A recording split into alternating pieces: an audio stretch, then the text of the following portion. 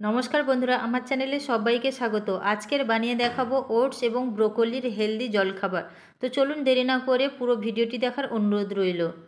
সকালের জলখাবারে যদি এমন হেলদি টিফিন থাকে আর কিছুই লাগে না। তো চলুন এই হেলদি টিফিন বানানোর জন্য প্রথমে আমি নিয়ে নিয়েছি ব্রোকলি। এই ব্রোকলিগুলোকে ভালো করে ধুয়ে পরিষ্কার করে নিয়েছি এবং ছোট ছোট করে কেটে নিয়েছি।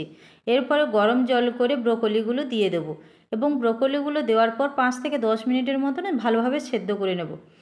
এদিকে একটা বেটার তৈরি করে নেব। এদিকে নিয়ে নিয়েছি একটা বয়েল, একটা ডিম ফাটিয়ে নেব। ডিমগুলো ফাটানো হয়ে গেলে আমি কুসুমগুলো আলাদা করে দেব। এখানে মোট 2টো ডিম ফাটিয়ে নিচ্ছি।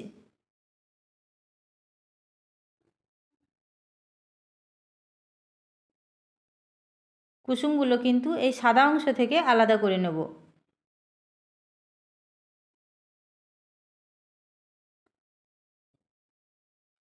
তো এইবার দিয়ে দিচ্ছি সেদ্ধ করে রাখা ব্রোকলি। ব্রোকলিগুলোকে কিন্তু ভালোভাবে সেদ্ধ করে নিয়েছি।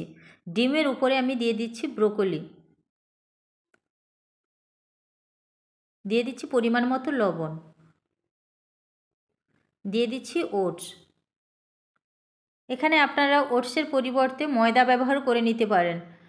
যারা ডায়েট করেন তারা ওটস খায়, তো সেহেতু ওটসও খেতে পারেন। তো ওটস দিয়ে বানালে খেতে খুবই ভালো লাগে। ওটস দেওয়ার পর ভালোভাবে কিন্তু ওটস, ব্রোকলি এবং ডিম ভালোভাবে মিশিয়ে নেব। তো দেখুন ভালোভাবে মিশিয়ে নিয়েছি। এইভাবে কিন্তু বেটারটা তৈরি করে নিতে হবে। এইবার একটা কড়াই গরম করে নেব।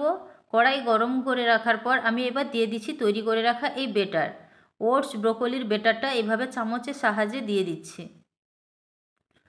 এই চাপাটি বা পরোটা কিন্তু আপনারা স্কুল টিফিনেও কিন্তু ব্যবহার করতে পারেন, কিংবা অফিসেও দিতে পারেন, কিংবা সকালেও কিংবা বিকেলে টিফিন হিসাবেও কিন্তু ব্যবহার করে নিতে পারেন।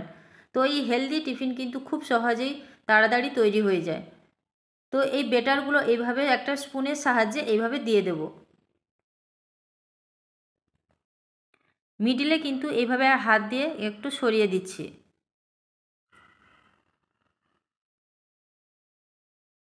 আরও একটা চাপাটি একসঙ্গে রেডি করে নেব।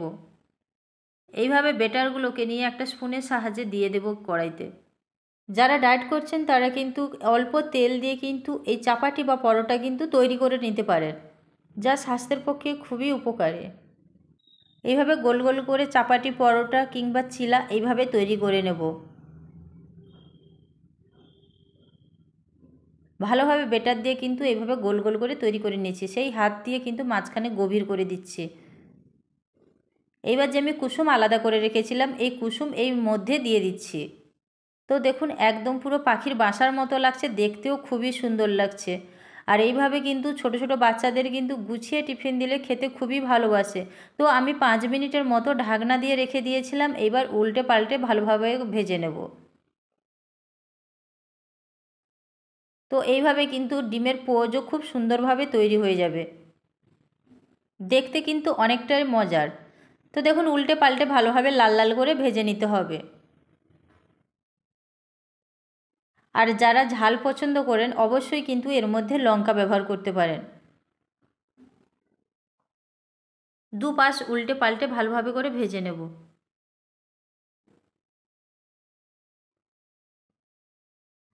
যা দেখতেও খুব ভালো লাগে এবং খেতেও খুব মজার।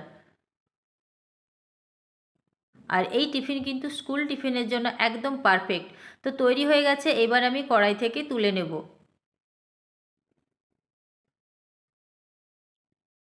তো খুব সহজে কিন্তু এই টিফিনটা রেডি হয়ে যায়। তো দেখুন এবার একটা প্লেটে পরিবেশন করে দেখাচ্ছি।